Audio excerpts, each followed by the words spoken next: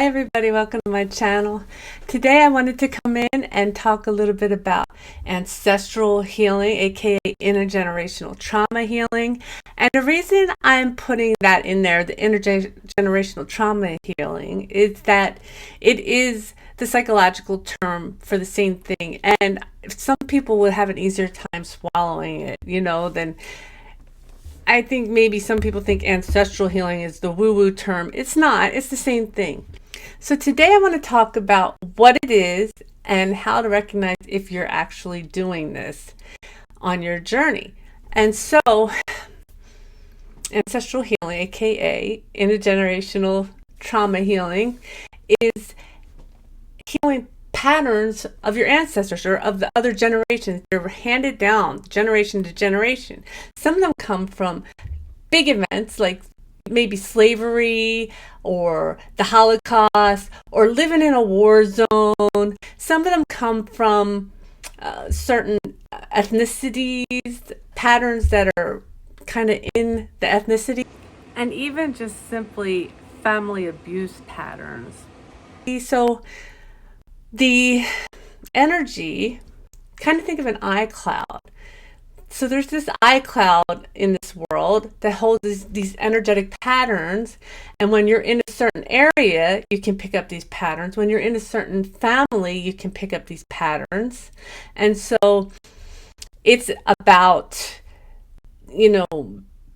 behaviors and actually even biology. Your DNA can be changed by these patterns. And so when you're put in the middle of, or you decide to, I should say, because it is free will and you do choose to do the ancestral healing, you're in the midst of, changing your patterns, your behavioral patterns, and also your DNA. And this is a way that we change things for the better for the future.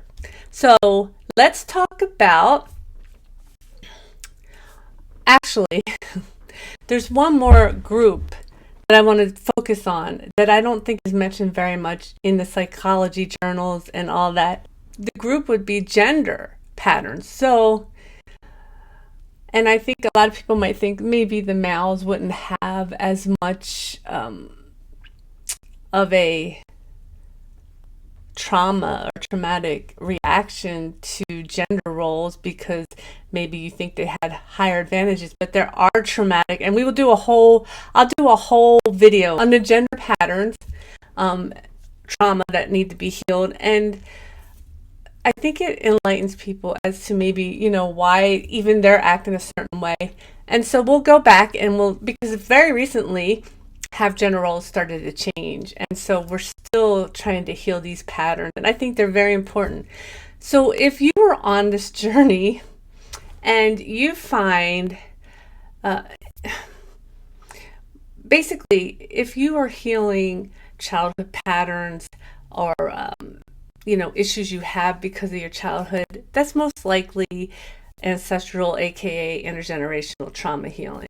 There's also another side to this when you go on to your spiritual path. Now, I've been in the spiritual mode my whole life, but in the past 7 years, I've really been deeply engaged. And part of that was ancestral healing. And being on the other side of it, I can tell you it's very painful. And what happens is if you find that you are acting a way that you never acted, if you have a different attachment style than you've always had, if you are reacting to things that you never reacted to before, you don't remember seeing people in your family react to that, you may be taking on a larger scope of ancestral healing that you agreed to come in and take on. And it could be just within your own family, it could be an ethnic one, it could be a gender one, it could be a regional one. And so pay attention to that. If you find yourself thinking, oh my God, am I going crazy? I don't even understand why I'm acting this way. You may be in the midst of ancestral healing that you agreed to. We all have free will. We have a free will if you want. No, they're not free. Nothing's free. I don't know why I got off on that. I'm sorry. We all have free will. So, you have to agree to keep going.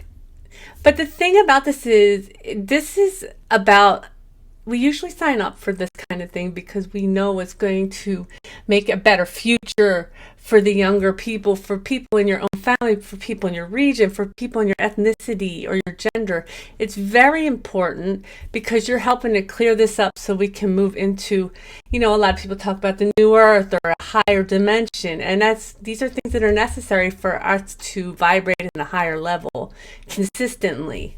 Um, I will share with you because this might jog dreams or whatever for you. I'm very psychic, so I was awake for this, but it could jog something.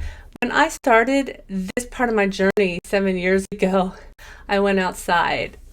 And when I went outside, I saw a humongous group of people. I knew instinctively they were ancestors. And they lined up in front of me and they came to like an arrow head. I mean, I don't know how else to explain it. They went straight down and they met in the middle, and they all got on their knees in kind of a thank you gesture.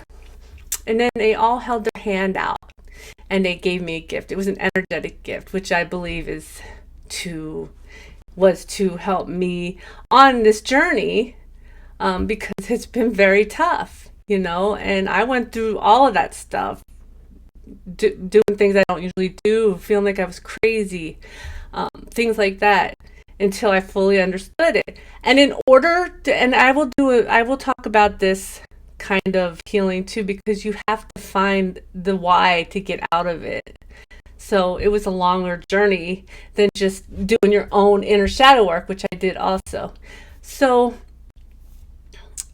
I did that. I had that day. It gave me chills. It was amazing. I had no idea what was ahead of me, but it was cool at the time. And, even people who can see now, they'll say, you have this whole entourage with you. And I'm like, yeah, but I know they're there. I know they're there. And that's another thing. Maybe you feel the presence of so many of your ancestors trying to lift you up as you walk through this. They cannot take you out of the cloud. You have to work your way through it when you decide to do this. So I hope this was helpful. I will do more videos. I think I'm not looking at the camera because I'm not used to using this device. I'm sorry. But I will continue this series for you. I love you all.